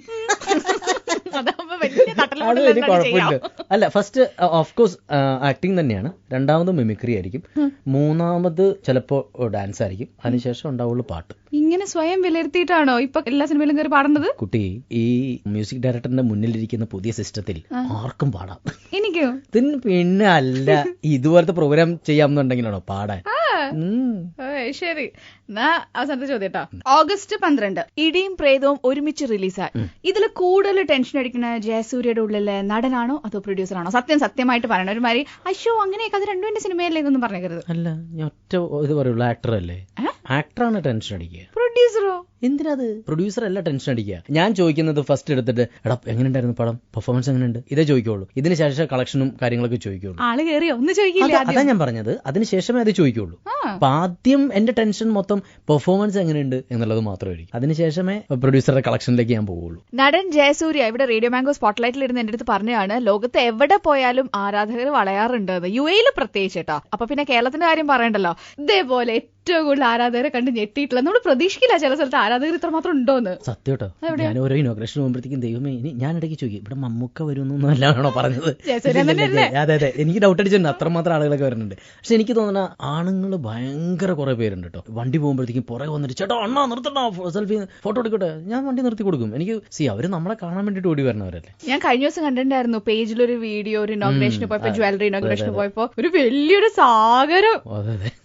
ചിലര് പറഞ്ഞിട്ടുണ്ടേ ഇവിടെ ഗസ്റ്റ് ആയിട്ട് വന്നവരൊക്കെ തന്നെയാണ് ഓരോ ഇനോഗ്രേഷന് പോയി കഴിഞ്ഞപ്പോ അവിടെ പിച്ച് കിട്ടി, ഇവിടെ കടി കിട്ടി, ഇവിടെ മാന്തി കിട്ടി, അതൊക്കെ കിട്ടിയിട്ടുണ്ടാ? ഞാൻ വിചാരിക്കടാ ഇവന്മാര് സ്നേഹത്തോടു കൂടിയാ വരണേന്ന്. പക്ഷെ ചിലവരൊക്കെ പടം കണ്ട ദേഷ്യത്തിന്റെ പുറത്ത് വന്നിട്ട് അവിടെ പിച്ചിൽ ഇവിടെ പിച്ചിലൊക്കെ ആയിട്ട് കടിക്കാനുള്ള നിന്ന് കൊടുത്തിട്ടില്ല, അവരുടെ കടി തീർക്കാൻ വേണ്ടിട്ടാന്ന് തോന്നുന്നു ഇങ്ങനെയൊക്കെ ചെയ്യണേ. വന്നിട്ട് ഈ കഴിഞ്ഞ ദിവസം എവിടെ കൊല്ലത്ത് ആരോ ഇങ്ങനെ കയറിപ്പിച്ച് മോനെ പടം കണ്ടിട്ടുണ്ടല്ലേ, സങ്കടത്തിലാണ്. ഞാൻ നോക്കി അവന് പ്രൊഡ്യൂസറുടെ മൊമെന്റാണോ, നല്ല പ്രൊഡ്യൂസറാണോ എന്ന് നോക്കിയല്ല, കണ്ടാരോ ആണ്. അതെ അതെ, ഏതോ ഒരു അവധൂതൻ. പെൺകുട്ടികൾ ഇതുപോലെ തന്നെ ഓവർ ആകിട്ട് അതങ്ങനെ ചെയ്യാൻ ഞാൻ എത്ര ആഗ്രഹിക്കുന്നവരും വരുന്നില്ല. കംപ്ലീറ്റ് ആണുങ്ങളാ ഇനോഗ്രേഷൻസിനും കാര്യങ്ങളും പോകും. ചില ആൾക്കാർ പറയേ ഇന്ന പ്രായക്കാരാണ് ആരാധകരായിട്ട് വരുന്നതെന്നൊക്കെ. അങ്ങനെ പ്രായക്കാർ ഇല്ല കേട്ടോ, എനിക്ക് എല്ലാ പ്രായക്കാരും ഉണ്ടെന്നാണ് എനിക്ക് തോന്നിയത്. ചെറുതുങ്ങളൊക്കെ ഉണ്ട്, ഞാൻ ജിലേബി കണ്ടിട്ടില്ലല്ലോ എന്നൊക്കെ പറയുന്നു കുറെ എണ്ണങ്ങള്. പിന്നെ ഷാജി പാപ്പൻ ഫാൻസ് എന്റെ പൊന്നെ ഒരു രക്ഷയില്ല. ഷാജി പാപ്പൻ അവർ യൂട്യൂബിൽ കൊടുത്താൽ മതി, ഒരുപാട് എണ്ണത്തിനെ കാണാം. പല പ്രായക്കാരെ, പള്ളിയിൽ അച്ഛനെ വരെ കാണാം, എല്ലാ പ്രായക്കാരും ഉണ്ട്. ഈ സിനിമയുടെ തന്നെ പേജിൽ ഞാൻ കണ്ടതാണ്, പ്രേതത്തിന്റെ ട്രെയിലർ ഇറങ്ങിയിട്ട് കുറച്ച് നേരത്തിനുള്ള ലക്ഷക്കണക്കിന് വീഡിയോസ് വന്നത് കാണാനായിട്ട്. അപ്പൊ അത്രയും ആൾക്കാർ സിനിമ കണ്ടാൽ മതിയായിരുന്നു എന്നൊരു സങ്കടം പറിച്ച് ഞാൻ കണ്ടിരുന്നു. ജയസൂര്യ ഇട്ടത് സത്യം അതെന്താ വിഷമം കൊണ്ട് പറഞ്ഞു പോകുന്നതാണ് ശാലിനി. കാരണം ഓരോ സിനിമകൾ കഴിയുമ്പോണ്ടല്ലോ തിയേറ്ററിൽ വരും, പടം കാണാൻ വേണ്ടി പോകുമ്പോൾ ചിലപ്പോൾ പടം മാറിപ്പോകും. ഉദാഹരണം ലുക്ക ചുപ്പി എന്ന് പറഞ്ഞ സിനിമ. എന്റെ അടുത്ത് മമ്മൂക്കൊക്കെ വിളിച്ചിട്ട് പറഞ്ഞു എന്ത് നല്ല സിനിമയുടെ അത്, എന്താ ഓടായിരുന്നു? ഞാൻ പറഞ്ഞു എനിക്കറിയില്ല, ആ വൃത്തിയുടെ ടൈറ്റിൽ അത് തന്നെ എന്ന് പറഞ്ഞു. പിന്നെ നമുക്ക് കറക്റ്റായിട്ട് പറയില്ല, കാരണം കറക്റ്റാണ്. ലുക്ക ചുപ്പി എന്ന് പറഞ്ഞ പേര് തന്നെയാണ് ആ പടത്തിന്റെ കുഴപ്പം. എനിക്ക് ഇതിന്റെ കുഴപ്പം തോന്നി. അയ്യോ എത്ര പേരാന്നറിയോ. അത് കഴിഞ്ഞിട്ട് നാഷണൽ അവാർഡും കാര്യങ്ങളും കിട്ടിക്കഴിഞ്ഞപ്പോഴാണ് ആളുകൾ കുറെ കൂടി കണ്ടെന്ന് തോന്നി. സുധി ആണെങ്കിലും അതുപോലെ തന്നെ ലുക്ക ചുപ്പി ആണെങ്കിലും നാഷണൽ അവാർഡ് കിട്ടിക്കഴിഞ്ഞിട്ടാണ് കുറെ അധികം ആളുകൾ കണ്ടത്. ഞാനതിൽ ആലോചിച്ചാൽ എന്താ അറിയോ, എങ്ങനെയോ ഒരു മനുഷ്യന് 2 മണിക്കൂർ ഇത്ര കൺസിസ്റ്റന്റ് ആയിട്ട് വെള്ളത്തിലാശനാവാൻ പറ്റണേന്ന്. സത്യം. അയ്യോ അത് ഭയങ്കര ചലഞ്ചിങ് ക്യാരക്ടറാ. കാരണം ഫുൾ വെള്ളം അടിച്ച ഒരാള്. പരിചയമുണ്ടോ? എനിക്കോ? ഞാൻ കഴിച്ചിട്ടൊക്കെ ഉണ്ട്. ഇങ്ങനെ ഓഫായിട്ട്? ഇല്ല അടിച്ച് ഓഫായിട്ട് പോയി അങ്ങനെയൊന്നും ഇല്ല. എനിക്ക് വേണ്ടിയിട്ട് അവിടെ ബിയറൊക്കെ മേടിച്ച് വെച്ചേക്കാം. കാരണം ഇനിയിപ്പോ ഇത് കഴിച്ചിട്ടാണോ അഭിനയിക്കുക അവർക്ക് അറിയില്ലല്ലോ. ഞാൻ പറഞ്ഞു ഇത് കഴിച്ച എനിക്ക് ബോധം പോലും ഉണ്ടാവില്ല, വൈനടിച്ച് വീലായി എന്ന് പറഞ്ഞ് ഇന്നും കളിയായിക്കൊണ്ടിരിക്കുകയാണ് പൃഥ്വിയോട്. ഞാൻ പറഞ്ഞു ഞാൻ നടക്കാത്ത കാര്യമാണ്, ഞാൻ നോക്കാം, ട്രൈ ചെയ്യാം. അല്ല നമുക്കതിന്റെ കറക്റ്റ് ഇത് കിട്ടണം കേട്ടോ. ഞാൻ പറഞ്ഞു നിങ്ങൾ പേടിപ്പിക്കല്ലേ, നോക്കാം. ഞാൻ ഫുൾ ടൈം ലൊക്കേഷൻ അങ്ങനെ തന്നെ ആയിരുന്നു കേട്ടോ. ആരൊക്കെ ചോദിച്ചിട്ടുണ്ട് നീ കഴിച്ചിട്ടുണ്ടോന്ന് ചോദിച്ചു. ചെറുതായിട്ട് അതായത് എനിക്ക് അഭിനയിക്കാൻ പറ്റണം അങ്ങനെയൊക്കെ. രഘുറാം നല്ല ക്യാരക്ടർ വരും. അതെ, ഈ കഥാപാത്രത്തെ ഉൾക്കൊണ്ട് അഭിനയിക്കുന്നോണ്ടാണോ ഇങ്ങനെയൊക്കെ പറ്റണത്? അറിയില്ല, വേറെ പണി അറിയില്ല എന്നുള്ള കാര്യം അറിയാവുന്നതുകൊണ്ടാണോന്നും അറിയില്ല. നമ്മളെ സാധാരണ കുട്ടികളെ പേടിപ്പിക്കാനായിട്ട് മാക്കാച്ചി വരുന്നു, കോക്കാച്ചി വരുന്നു, അഞ്ചാങ്കണ്ണം വരുന്നു, അങ്ങനെയൊക്കെയല്ലേ പറഞ്ഞ, പോത്തുകാല്, അങ്ങനെ ഫുൾ ആൺപ്രേതങ്ങൾ ഇഷ്ടം പോലെ ഉണ്ട്. നേരെ മറിച്ച് പെൺപ്രേതങ്ങളുടെ പേര് പറയുമ്പോ ആ കൂടി ഒരു കള്ളിയങ്കാട്ട് നീലി ഉണ്ട്, പിന്നെ ഒരു വീണ്ടും ലിസ ഉണ്ട്. റേഡിയോ ഭയങ്കര ഉണ്ടല്ലോ ശാലിനി എന്നല്ലേ കുട്ടിയുടെ പേര്? എനിക്ക് തോന്നി ഇങ്ങനെ നോക്കിക്കൊണ്ടിരിക്കുന്നു എന്ത് വരുന്നത്. ഈ പ്രേതങ്ങളുടെ ഇടയിൽ പ്രേതത്തിനിടയിലെ ഈ ഒരു സമത്വമില്ലായ്മയെ കുറിച്ച് എന്താണ് നടൻ ജയസൂര്യക്ക് പറയാനുള്ളത്? ആൺപ്രേതങ്ങള് വളരെ കുറവല്ലേ, പെൺപ്രേതങ്ങളാണ് കൂടുതലുള്ളത്. നിങ്ങളെ പറഞ്ഞ് ഹേർട്ട് ചെയ്യണ്ടെന്ന് വിചാരിച്ചിട്ടാണ് ചില പേരുകളിൽ മാത്രം ഞങ്ങൾ ഒതുക്കി വെച്ചിട്ടുള്ളത്. ഏതൊക്കെ പേരില്ല? ഇപ്പൊ എന്റെ വീട്ടിലാണെങ്കിൽ സരിത, റേഡിയോ മാങ്കരാണെങ്കിൽ ശാലിനി ഉണ്ട്. ഇത്ര പേരാ എണ്ണത്തിൽ നിങ്ങൾ തന്നെ കൂടുതൽ കേട്ടോ. ചിരി കൊണ്ട് പോപ്പുലർ അല്ല ഞങ്ങള്, പക്ഷെ കുറച്ചും കൂടി ഫേമസ് ആണ്. പ്രേതങ്ങള് എന്തുകൊണ്ട് ഈ വൈറ്റ് ആൻഡ് വൈറ്റ് ഇട്ട് നടക്കണ? ഇപ്പൊ എന്റെ മുന്നിലിരിക്കുന്ന ഒന്ന് കള്ളം പറയരുത്, എന്റെ മുന്നിലിരിക്കുന്ന ആളുടെ വേഷം എന്താ? ചുരിദാർ. എന്താ കളറ്? മുടി അഴിച്ചിട്ട് എന്റെ മുന്നിൽ ഞാൻ വന്നപ്പോ സത്യം പറഞ്ഞാൽ ഞാൻ പേടിച്ചു പോയി. സത്യം അല്ല, മേക്കപ്പ് കണ്ടിട്ടൊന്നുമല്ല, അല്ലാതെ മേക്കപ്പ് ഇല്ലാതെ കൂടി കണ്ടിരുന്നെങ്കിൽ ഞാൻ തെണ്ടിപ്പോയനെ. അടുത്ത ചോദ്യം, ഒരു മലയാള പ്രേത സിനിമ എടുക്കാന്ന് പറയുമ്പോഴേക്കും ഉടനെ തന്നെ കുറെ ക്ലീഷകളായിട്ട് തോന്നിയിട്ടില്ലേ? അങ്ങനെ ചില ക്ലീഷകൾ കാണുമ്പോൾ നമുക്ക് ഞാനാണ് ഈ പ്രേത സിനിമ എടുക്കണ ഇങ്ങനത്തെ ക്ലീഷേസ് ഉപയോഗിക്കുകയല്ല. അങ്ങനെ ക്ലീഷയായിട്ട് സ്ഥിരം കാണുന്ന എന്തൊക്കെയാ? വെള്ളയും ഡ്രസ്സും പിന്നെ നല്ല ചിരി. അത് ഇനി ശാലിനി ചിരിക്കും പ്ലീസ്. എന്റെ അത്ര ഇതൊക്കെ തന്നെ, ഈ ചിരി പിന്നെ വെള്ളയും ഡ്രസ്സും, ഇതൊക്കെ തന്നെയാണ് എനിക്ക് തോന്നിയിട്ടുള്ളത്. ഒരുപാട് ഫോറിൻ സിനിമകളൊക്കെ കാണുന്ന ആളാ? അതെ, സിനിമകൾ കാണുന്നതാണ്, പക്ഷെ ഇങ്ങനത്തെ സിനിമകൾ കാണില്ല ഞാൻ. അത് ചോദിക്കാൻ വരുന്നത്, ഈ ഫോറിൻ പ്രേതവും ഇന്ത്യൻ പ്രേതവും തമ്മിലുള്ള ഒരു മേജർ ഡിഫറൻസ് ഒരു 5 വാക്യത്തിൽ കവി അത് ഉപന്യസിക്കൂ. അതിൽ പ്രേതത്തിനെ കാണിക്കാതെ തന്നെ നമ്മളെ ഭയപ്പെടുത്തും എന്നുള്ളതാണ് അവരുടെ ബ്രില്യൻസ്. ശബ്ദത്തിൽ അതൊരു രക്ഷയില്ല. അതിന്റെ പ്രസൻസ് പോലും ചിലപ്പോൾ ഉണ്ടാവില്ല, പക്ഷെ നമ്മൾ പേടിക്കും, പുറത്തേക്ക് പോലും ഇറങ്ങില്ല. ഇന്ത്യൻ പ്രേതം പ്രേതത്തിനെ കാണിക്കും, എന്നിട്ട് ചിരിപ്പിക്കും. വെള്ളക്കിട്ട് ഒരു ഇങ്ങനത്തെ ഫേസ് ഒക്കെ കാണിച്ച്. സത്യമായിട്ട് പറയണം, പ്രേതത്തിന് വലിയ പേടിയൊന്നുമില്ല എന്ന് പറഞ്ഞു, പക്ഷെ കണ്ടിട്ട് ഉറക്കം നഷ്ടപ്പെട്ടു പോയ പ്രേത സിനിമ ഏതായിരുന്നു? പ്രേത സിനിമകളല്ല, ജോസ് എന്ന് പറഞ്ഞിട്ടുള്ള സീരീസ് കണ്ടിട്ടുണ്ടോ? ജോസ്, അതായത് വലിയ തിമിംഗലം കണ്ടിട്ടില്ലല്ലേ? ഇങ്ങനെ ഇരുന്നോ ആർജയായിട്ട്. ഞാൻ പിരാന കണ്ടിട്ടുണ്ട്. പിരാനയുടെ ഒക്കെ വലിയ വേർഷനാ. പിരാന എന്ന് വെച്ചാൽ ചെറിയ മീനല്ലേ, ഇത് ഭയങ്കര വലിയ ജോസ് എന്ന് പറഞ്ഞിട്ടുള്ള വലിയൊരു മീനാണ്. അതിന്റെ ഒരു സീരീസ് തന്നെയുണ്ട്, ചുമ്മാ നെറ്റിൽ അടിച്ചു കൊടുത്താൽ മതി, എന്നാലും കാണാൻ പറ്റും. ആ സമയത്ത് ഞാൻ പണ്ട് കുളിക്കുന്ന സമയത്ത് ഈ സാധനം വരുമെന്ന് മേടിച്ചിട്ട് പലപ്പോഴും ഞാൻ കുളിക്കാറുണ്ട്. അല്ല ഇപ്പഴല്ല, വർഷങ്ങൾക്ക് മുമ്പ്. എത്ര ദിവസം കുളിക്കാറുണ്ട്? ഒരു ദിവസമൊക്കെ. ജയസൂര്യ സ്വപ്നത്തിൽ കണ്ടു പേടിച്ച പ്രേതത്തിന്റെ രൂപം വർണ്ണിക്കാം. സ്വപ്നത്തിൽ കണ്ട് ഞെട്ടി എണീറ്റിട്ടുണ്ട്. അത് പ്രേതത്തിനെയാണോന്ന് അറിയില്ല, ചിലപ്പോ പ്രേതത്തിനല്ല, ഒരു ദുസ്വപ്നമായിരിക്കും. അത് പ്രേതമാണോന്ന് തന്നെ നിർബന്ധം. നിങ്ങൾ പ്രേതം കണ്ടാൽ മാത്രം ഞെട്ടി എണീക്കുള്ളൂ. എന്നാലും നമ്മൾ ഈ രാത്രിയൊക്കെ ആ സമയത്തൊക്കെ ഞെട്ടി നിൽക്കുമ്പോൾ ചിലപ്പോ അപ്പുറത്ത് ഭാര്യ കിടക്കണോ നമുക്ക് തോന്നല്ലോ പ്രേതാന്ന്. അതിപ്പോ ഞെട്ടി എണീക്കണമെന്നില്ലല്ലോ, കാലത്ത് തന്നെ നമ്മൾ ഞെട്ടി പേടിക്കാറില്ല. ചായ കൊണ്ട് വരുമ്പോ എന്താ അല്ലേ? ഈ ഇന്റർവ്യൂ കഴിഞ്ഞിട്ട് വീട്ടിൽ പോകണമെന്ന് ഒരു ആഗ്രഹമൊന്നുമില്ല. നമുക്ക് അറിയാൻ തന്നെ ഞാൻ എത്ര തവണ പേടിച്ചിരിക്കുന്ന കുട്ടി എന്നെ കണ്ടിരിക്കണം. ആണല്ലേ? കുഴപ്പമൊന്നുമില്ല. ജയസൂര്യക്ക് ഒരു സിനിമയുടെ ലൊക്കേഷനിൽ ഹോട്ടൽ റൂമില് ഒരു അമാവാസി ദിവസം 13-ാം നമ്പർ റൂം ഒരു വെള്ളിയാഴ്ച രാത്രി 12 മണിക്ക് ചെക്ക് ഇൻ ചെയ്യാൻ അവസരം കിട്ടി. അടുത്ത സ്റ്റെപ്പ് എന്താ? ഓടോ അതോ കൂട്ടിനാണെങ്കിലും? ഒന്നുമില്ല, ഞാൻ സുഖമായിട്ട് കിടന്നുറങ്ങും. എനിക്കിതിനൊന്നും പേടിയൊന്നുമില്ല. ഈ സിനിമയുടെ റെഫറൻസിന് വേണ്ടിയിട്ട് 2 ദിവസം മുമ്പ് സൂര്യകാലടി തിരുമേനിയുടെ വീട്ടിൽ പോയി. ഓക്കെ, അദ്ദേഹം എന്റെ നല്ലൊരു സുഹൃത്ത്. ഞാൻ തിരുമേനിയുടെ അടുത്ത് വിട്ട് കുറെ പ്രേതക്കഥകൾ ചോദിക്കും. അപ്പൊ പുള്ളി പറയുന്നുണ്ട്, ആ റൂമിന് അവിടെ ഉണ്ട് ഒരെണ്ണം, പിന്നെ നമ്മുടെ വീട്ടില് അമ്മയൊക്കെ അപ്പുറത്ത് കിടന്ന് ഉറങ്ങണം പറയില്ലേ, അച്ഛൻ അവിടെ ഉണ്ട്, ഇതൊക്കെ പറയില്ലേ, അതുപോലെ ഒരാൾ അവിടെ ഉണ്ട്, പിന്നെ ഒരാള് ഇടയ്ക്ക് നമുക്ക് അപ്പുറത്തുനിന്ന് ഒരു ശബ്ദം കേൾക്കാം, പിന്നെ ഒരു ദിവസം രാത്രി ഒരു 9:30 ആകുമ്പോൾ കരച്ചിൽ കേൾക്കാം. ഇങ്ങനെ പറഞ്ഞോണ്ടിരിക്കുക. അതായത് ഇത് കഥകൾ ഇങ്ങനെ പറയാ, എനിക്കിതൊന്ന് എക്സ്പീരിയൻസ് ചെയ്യണം. അപ്പൊ ഞാൻ പറഞ്ഞു, തിരുമേനി അപ്പൊ ഞാനിന്ന് അപ്പൊ എങ്ങനെയാ ഇവിടെ കൂടുമല്ലേ? ഞാൻ പറഞ്ഞു അതെ. അപ്പൊ അവിടെ ഒരു ഗസ്റ്റ് ഹൗസ് ഉണ്ട്, അവിടെ കിടക്കാം. പിന്നെ ഒരു കാര്യം തന്നെ പറയാം, ആദ്യം തന്നെ പറയാം, കഴിഞ്ഞ തവണ ഇതുപോലെ എന്നെ കാണാൻ വേണ്ടി വന്നവർ കുറച്ച് പേരുണ്ടായിരുന്നു. അപ്പൊ കട്ടിലിൽ കിടന്നവര് പിറ്റേ ദിവസം പുറത്തൊക്കെയാണ് കിടന്നത്. രാത്രി ഒരു 3 മണിയാകുമ്പോഴത്തേക്കും വാതിലില് ജനലിലൊക്കെ വന്ന് ടക്ക് കൊട്ടുക കാര്യങ്ങളൊക്കെ കേൾക്കാം. അപ്പൊ ഒന്നും കാര്യാക്കണ്ട, അയാൾ പൊക്കോളും വന്ന് വിളിച്ചിട്ട്. അതായത് പുള്ളി വർഷങ്ങളായിട്ട് പ്രേതബാധ ഒഴിപ്പിക്കുന്ന ഒരാളാണ് കേട്ടോ, സൂര്യകാലടി തിരുമേനി എന്ന് പറഞ്ഞു. ഞാൻ എന്റെ ഫ്രണ്ട് രാമാനന്ദും കൂടി ഞാൻ പോയി കിടന്നു. ആ റൂമിൽ പോയി കിടന്നിട്ട് ഞാൻ സുഖമായിട്ട് രാവിലെ എണീറ്റ് അവിടുത്തെ കുളത്തിൽ കുളിച്ചിട്ട് ഞാൻ ഇങ്ങോട്ട് പോന്നു. ഒന്നും സംഭവിച്ചില്ല. ഫ്രണ്ട് മരിച്ചു. പിന്നെ അല്ലാതെ ഞങ്ങൾ 2 കൂടിയല്ലേ പോയി. ഞങ്ങൾ 2 കൂടി എണീറ്റ് രാവിലെ കുളത്തിൽ കുളിച്ചിട്ട് ഞാൻ ഇങ്ങോട്ട് നേരെ വീട്ടിലേക്ക് വന്നു. ഒന്നും വന്നില്ല. ഞാൻ പ്രതീക്ഷിച്ചു ആരെങ്കിലും ഒക്കെ വന്ന് തട്ടുന്ന്. ഉള്ളിൽ ചെറിയൊരു ടെൻഷൻ ഓടിയാണ് കിടന്നു തുടങ്ങിയത്. ഈ ബോധം കെട്ട് കിടന്നു തുടങ്ങിയോണ്ടാണ്, അറിയാത്തതാണെന്ന് അറിയില്ല. വിളിച്ചിട്ട് എഴുന്നേറ്റില്ല. അതെനിക്കറിയില്ല. പക്ഷെ രാവിലെ എണീറ്റപ്പോൾ ഒന്നും സംഭവിച്ചില്ല എന്ന് മാത്രം അറിയാം. പക്ഷെ കഥകൾ കേട്ടപ്പോൾ ഞാൻ ഞെട്ടിപ്പോയി. കാരണം അവിടെ താഴെ കിടക്കുന്നു, അങ്ങനെ സംഭവിച്ചിട്ടുണ്ടാവും. പുള്ളി നോണ പറയേണ്ട കാര്യമില്ലല്ലോ. തിരുമേനിയോട് ചോദിച്ചില്ലേ? ഞാൻ പറഞ്ഞു, എന്താ പുള്ളി ഉപദ്രവിച്ചോ?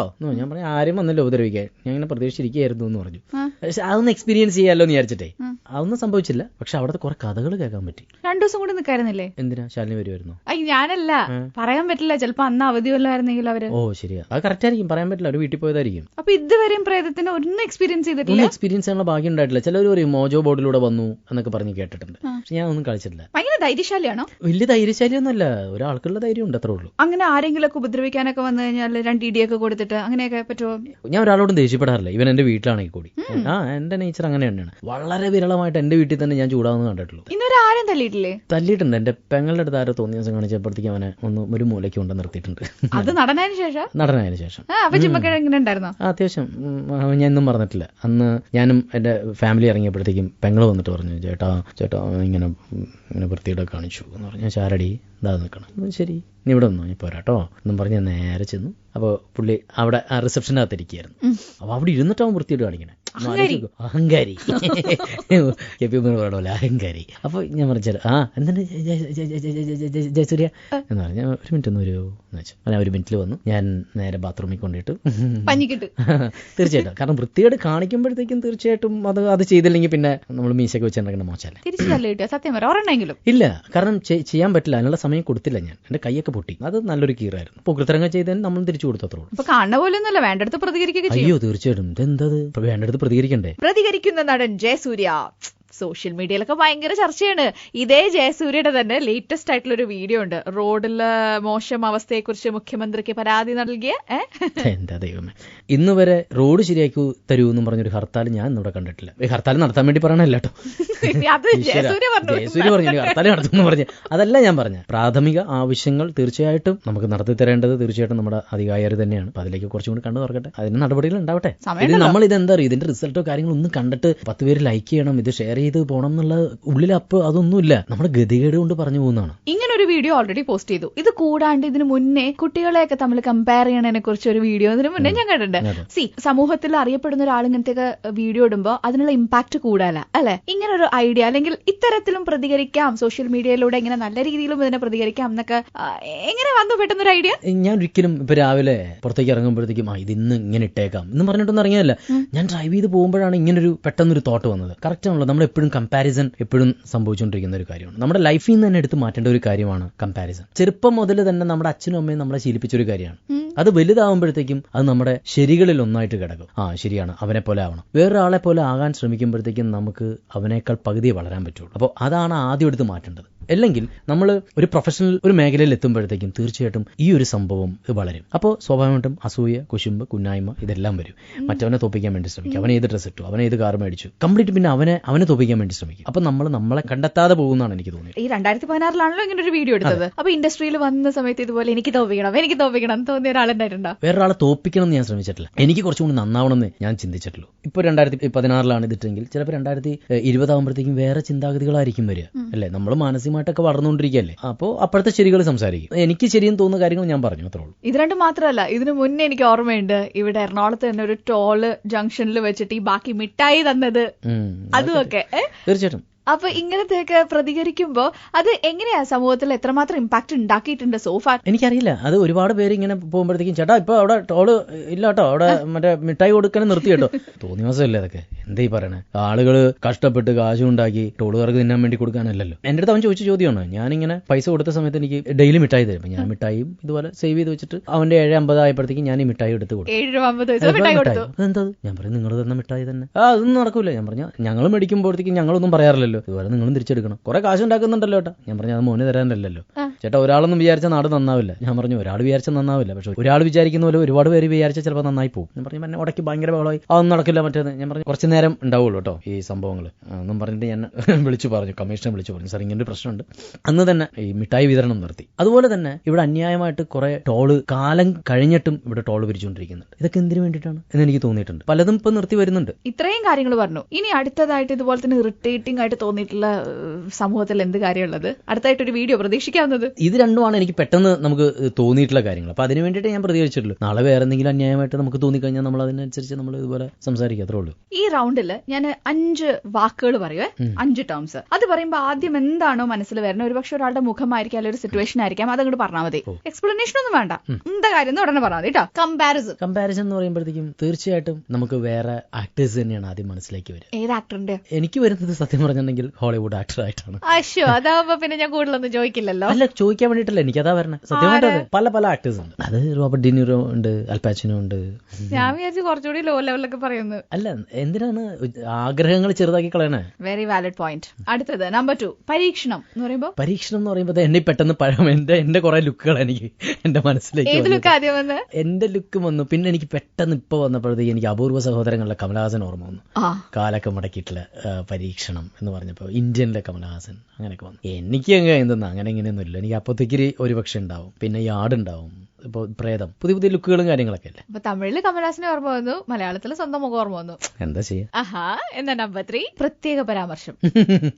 തീർച്ചയായിട്ടും എനിക്ക് നാഷണൽ അവാർഡ് തന്നെയാണ് എന്റെ മനസ്സിലേക്ക് വന്നത്. അവാർഡ് പത്രികയാണോ ഓർമ്മ വന്നത്? അല്ല, എനിക്ക് പത്രികയല്ല ഓർമ്മ വന്നത്, ആ അവാർഡ് അനൗൺസ് ചെയ്ത മൊമെന്റ് ആണ് ഓർമ്മ വന്നത്. എന്നോട് ചോദിച്ചാൽ ഞാൻ ജയസൂര്യയുടെ മുഖം എന്നേ പറയുള്ളൂ. നിങ്ങളിപ്പോ വീട്ടിൽ തന്നെ അങ്ങനെയാണ് വിളിക്കുന്നത്, പ്രത്യേക പരാമർശ ചേട്ടൻ വരുന്നത്. ഇന്ന് ആരുടെ ഇന്റർവ്യൂ പ്രത്യേക പരാമർശമായിട്ടാണ് ഞാൻ ഇന്റർവ്യൂ. ശരി, 4ാമത്തെ, ധൈര്യം. ധൈര്യം എന്ന് പറയുമ്പോൾ പെട്ടെന്ന് എന്റെ പാമ്പ് മനസ്സിലേക്ക് വന്നു. അതെന്താ എനിക്കറിയില്ല. ഒരു പാമ്പ് പെട്ടെന്ന് പാമ്പ് വരുന്നത് ധൈര്യത്തോടെ നിൽക്കുന്നല്ല, പേടിച്ചു ഓടുന്നതാണ്. ധൈര്യം സംഭരിച്ചു ഓടുക, അതാണ്. നമ്പർ 5, പ്രേതം വേണ്ട, പിശാച്. എന്താ ശാലിനി, ഒരിക്കലും ശാലിനെ ഹേർട്ട് ചെയ്യില്ല. സോ സോറി, ഒരിക്കലും ഞാൻ ഹേർട്ട് ചെയ്യില്ല. ശരി, ഞാനൊരു പിശാച. അടുത്ത പിശാചിന്റെ പേര് പറയാം. വീട്ടിലെല്ലാവർക്കും വിഷമാവും. അല്ല, എന്റെ വീട്ടിലെ ഞാൻ എപ്പോഴും യൂസ് ചെയ്യുന്ന ഒരു വാക്കാണ്. എന്റെ ഭാര്യനെ മക്കളെയൊക്കെ ഞാൻ ഇടയ്ക്ക് വിളിക്കുന്നതാണ്, മുപ്പോഴി പിശാച് അവിടെ എന്ന് പറയുന്നത്. അപ്പൊ ചെറുതിനെ ഓർമ്മ വന്നത്, മക്കളെ രണ്ടെണ്ണത്തിനെയും, വേദനാദിനെയും, വീട്ടിലെ പിശാചുക്കളെ. ഇപ്പൊ എത്ര വർഷമായി ഈ സിനിമയിൽ വന്നിട്ട്? 10-15 വർഷമായില്ല, 14 വർഷത്തോളായി. 14 വർഷത്തിന്റെ ഇടയ്ക്ക് ആരെങ്കിലും ഒക്കെ പറഞ്ഞിട്ടുണ്ടോ ജയസൂര്യ അവൻ അഭിനയിക്കാനൊന്നും അറിയില്ല? എപ്പോഴും പറയുന്നുണ്ടല്ലോ. പറയാമോ? അല്ല, അങ്ങനല്ല, അത് ഒരുപാട് പറഞ്ഞിട്ടുണ്ട്. പക്ഷെ ഇപ്പൊ ഒരു അളവ് കുറഞ്ഞിട്ടുണ്ട്. പക്ഷെ ഒരു ക്യാരക്ടർ കിട്ടിക്കഴിഞ്ഞാൽ അതിനനുസരിച്ച് ഞാൻ ആത്മാർത്ഥമായിട്ട് തന്നെ ജോലി ചെയ്യും. അത് ആദ്യ പടം തൊട്ട് അങ്ങനെ ഒരു നന്നാക്കണം എന്നായിരുന്നു. അത് എപ്പോ തൊട്ട് എനിക്കും മെയിൻ സ്ട്രീമിൽ എത്തണം? അല്ല, അങ്ങനെയല്ല, ആദ്യം മുതൽ തന്നെ എനിക്ക് നന്നാക്കണം എന്നുള്ള ചിന്ത തന്നെയുണ്ട്. പക്ഷെ അത്ര മോശമായതുകൊണ്ട് നന്നായി വരാൻ കുറച്ച് സമയമെടുത്തു. ഇത്ര വർഷം എടുത്തു. അതെ, ഇനി നന്നായിക്കൊണ്ടിരിക്കണം. ഇപ്പൊ ആരോടെങ്കിലും ഒക്കെ പെട്ടെന്ന് ചോദിക്കുകയാണ്, മലയാള സിനിമയിലെ ഒരു 3 യുവ നടന്മാരുടെ പേര് പറയുമെന്ന് പറഞ്ഞാൽ ആരെങ്കിലും ഒക്കെ എന്തായാലും ജയസൂര്യ എന്നൊരു പേര് പറയും. എപ്പോ തൊട്ട് അങ്ങനെ ഒരു ഷോർട്ടി ആ ഒരു കാര്യത്തിൽ ഉണ്ടായത്? എന്റെ പേരും പറയും എന്ന്? എനിക്കതറിയില്ല. പേര് പറയാൻ വേണ്ടിയിട്ട് ഞാൻ ഇതൊന്നും ചെയ്തിട്ടുമില്ല. അതാണ് ഞാൻ കുറച്ചു മുമ്പ് പറഞ്ഞത്. കിട്ടുന്ന കഥാപാത്രം ഞാൻ ആത്മാർത്ഥമായിട്ട് ചെയ്യാറുണ്ട്. അപ്പൊ അതിൽ നിന്ന് കിട്ടുന്ന റിസൾട്ട് തന്നെയാണ്. എന്ന് ഞാൻ എന്റെ ജോലിയെ ചതിച്ചു തുടങ്ങുന്നു, അന്ന് ആളുകളും എന്നെ കൈവിട്ട് തുടങ്ങും. അതെനിക്കറിയാം. ഇതിപ്പോ ഞാൻ പറഞ്ഞല്ലോ, ഇത്രയ്ക്കധികം ഈ ഫിസിക്കൽ സ്ട്രെയിനും മെന്റൽ സ്ട്രെയിനും ഒരു കഥാപാത്രത്തിന് വേണ്ടി ചെയ്യുന്ന ആളെ അടുത്തൊന്നും ഞാൻ കണ്ടിട്ടില്ല കേട്ടോ. അത് രൂപത്തിലാണെങ്കിലും ക്യാരക്ടറിന്റെ ഒരു ലുക്സിലാണെങ്കിലും ഒക്കെ. അപ്പൊ ആരെങ്കിലും ഒക്കെ പറഞ്ഞിട്ടോ, ഇടാ ഇത്രയൊന്നും വാക്കേണ്ട ആവശ്യമൊന്നുമില്ല എന്നൊക്കെ ആരെങ്കിലും ഒക്കെ പറഞ്ഞിട്ടുണ്ടോ? ആരും ഉപദേശിച്ചിട്ടുണ്ടോ? ആരെ ചോദിച്ചിട്ട് ഈ അടുത്ത സിനിമയിൽ തന്നെ എന്തോന്ന് ഇത്ര കിടന്ന് പണിപെടണത് എന്ന് ചോദിച്ചിട്ടുണ്ട്. അത് ചോദിച്ചിട്ടുണ്ട്. പക്ഷെ അത് എനിക്ക് ആ ഒരു പ്രോസസ്സിനോട് ഭയങ്കര താല്പര്യം. ഒരു സിനിമയ്ക്ക് വേണ്ടി കുറച്ചും കൂടി കൂടുതൽ എഫേർട്ട് എടുക്കുക എന്ന് പറയുന്നത് ഞാൻ ഭയങ്കര എൻജോയ് ചെയ്യാറുണ്ട് ആ ഒരു പ്രോസസ്. അപ്പോൾ സ്പോട്ട്ലൈറ്റ് തുടങ്ങിയപ്പോഴും ഞാൻ പറഞ്ഞു തുടങ്ങിയത് 2015 മലയാള സിനിമയെ നാഷണൽ അവാർഡിന്റെ ചരിത്രത്തിന്റെ ഭാഗമാക്കിയ ഒരു നടനാണ് വന്നിരിക്കണേന്ന്. ഇനി അടുത്ത വർഷവും ഞാനിവിടെ സ്പോട്ട്ലൈറ്റിലേക്ക് ജയസൂര്യയെ വിളിക്കുന്ന സമയത്ത് ഇതുപോലെ തന്നെ 2016 നാഷണൽ അവാർഡിന് ആ സമയത്ത് ചരിത്ര നിമിഷത്തെ മലയാള സിനിമയെ അതിന്റെ ഭാഗമാക്കാൻ ശ്രമിച്ച എന്നൊക്കെ പറയാനായിട്ട് പറ്റട്ടെ എനിക്ക്? പറഞ്ഞു കൊളമായോ? ഇല്ല, നന്നായിരുന്നു. പറഞ്ഞത് ഏതാണ്ടൊക്കെ മനസ്സിലായല്ലോ അല്ലെ? മനസ്സിലായി. അടുത്ത വർഷം നാഷണൽ അവാർഡ് കിട്ടട്ടെ എന്നല്ലേ കവി ഉദ്ദേശിച്ചത്? അങ്ങനെയല്ലേ ഞാൻ പറയാൻ അതാ ഉദ്ദേശിച്ചത്. പക്ഷെ ഇത്ര നീട്ടി പറയേണ്ട കാര്യം ഉണ്ടായിരുന്നു. എവിടെ ചെന്ന് ലാൻഡ് ചെയ്തെന്ന് എനിക്ക് ഒരു പിടുത്തം. ശരിക്കും പറഞ്ഞ ജയസൂര്യ ഇവിടെ ഇരിക്കുന്നുണ്ട്. ജയസൂര്യയോട് ചോദിക്കേണ്ട ഒരു കാര്യം എന്ന് വെച്ചാൽ നാഷണൽ അവാർഡ് കിട്ടിയതിനെ കുറിച്ച്. എന്റെ ദൈവമേ, അതെ, അതായിരുന്നു ഇപ്പൊ വന്നത്. അപ്പൊ all the very best. Thank you so much Shalini. കാരണം എനിക്ക് ഇതൊരു പ്രോഗ്രാമായിട്ടോ കാര്യങ്ങളോ ആയിട്ടോ ഒന്നുമല്ല തോന്നിയത്. കുറെ വർഷം പരിചയമുള്ള ഒരു ഫ്രണ്ടിന്റെ അടുത്ത് സംസാരിക്കുന്ന പോലത്തെ ഒരു ഫീലാണ് ഉണ്ടായത്. റേഡിയോയിൽ മാത്രമല്ലാതെ സിനിമയിലേക്കും ഈ ശബ്ദം വരട്ടെ എന്ന് ഞാൻ ആത്മാർത്ഥമായിട്ട് ആഗ്രഹിക്കുന്നു. നാക്ക് കരുനാക്കാണോ? കരുനാക്കല്ല, പക്ഷെ ആത്മാർത്ഥമായിട്ട് പറഞ്ഞ് അതൊക്കെ നടക്കാറുണ്ട്. ആണോ? പിന്നെ എന്നാ നമ്മളൊന്നുകൂടി കാണേണ്ടി വരും. തീർച്ചയായിട്ടും. അപ്പൊ ഈ ഒരു ഷോനെ കുറിച്ചുള്ള എന്ത് അഭിപ്രായം ഉണ്ടെങ്കിലും ഞാൻ ഒന്നുകൂടി എന്റെ പേജിന്റെ കാര്യം പറയാണ്. ഇപ്പൊ 60 തവണ അല്ലായിട്ടുള്ളൂ. അത്ര നാട്ടില്ല. RJ ശാലിനി, SALINI, അതാണ് സ്പെല്ലിംഗ്. അപ്പൊ RJ ശാലിനി എന്ന് പറഞ്ഞ ഫേസ്ബുക്ക് പേജിൽ എന്ത് അഭിപ്രായം ഉണ്ടെങ്കിലും ഇട്ടാ മതി. എനിക്ക് വേറെ ഒരു പണിയില്ലാത്തതുകൊണ്ട് ഞാൻ റെസ്പോണ്ട് ചെയ്യുന്നതായിരിക്കും. ഞാനൊരു കാര്യം ചോദിക്കട്ടെ. ഇപ്പോ RJ ശാലിനി എന്ന് പറഞ്ഞിട്ട് എന്നിട്ട് സ്പെല്ലിംഗ് പറയേണ്ട ഗതികേട് എന്തിനാണ്? അതിലും ഭേദം RJ ശാലിനി എന്ന് പറഞ്ഞാൽ അവർക്ക് ആ സ്പെല്ലിംഗ് മിസ്റ്റേക്ക് ഉണ്ടാവില്ലല്ലോ. ഇപ്പൊ പറഞ്ഞ സാധനല്ലേ, അതാണ് എന്റെ പേര്. അതാണ് ഞാൻ എടുത്തു പറയുന്നത്, ശശിയുടെ ശ. അതന്നെ. അപ്പൊ എല്ലാം പറഞ്ഞ പോലെ അടുത്ത ആഴ്ച അടുത്ത ഗസ്റ്റുമായിട്ട് വീണ്ടും ഞാൻ ശാലിനി. സ്വന്തം പേര് കറക്റ്റ് ആയിട്ട് പറഞ്ഞ കുട്ടിക്ക്